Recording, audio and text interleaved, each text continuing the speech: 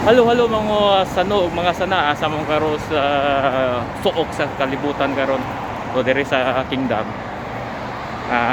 Gipa-implement na diri sa gobyerno nga sarado ang mga restaurant, mga coffee shop. Pero ang gipang-abrihan lang ang mga supermarket, pharmacy, abre na siya. So mubuantayan nimo dire kung kinsa man tong taga Saudi. Mingaw na gud dire sa sada, dili sa inani ka mingaw. Unawa ang kasada o dili kayo traffic. So paingon kami sa kuan karon supermarket kay mga grocery o ginagmay kay sa among company is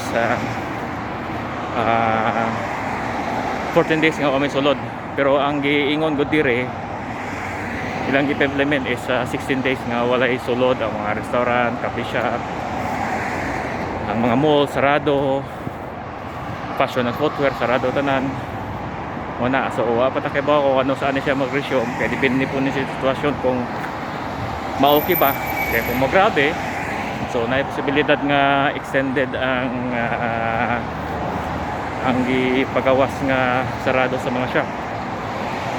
So kita nga mga OFW na diri sa kaharian, di lang ta magpanik-panik.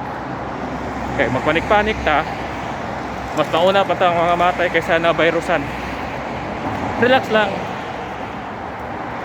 Mag-stock og mga ginagmay nga mga pagkaon, di lang mga panikbayeng. Kaya ang problema na to, mga panikbayeng ta mamatay sapi. Mas mayo ang may mga sapi. Kitang mga igo-igo ora pang allowance na mamalit ang mga pamilitonon nga ginagmay lang. So mao na lang. Nya, gusto rin lang tagtiwas punya.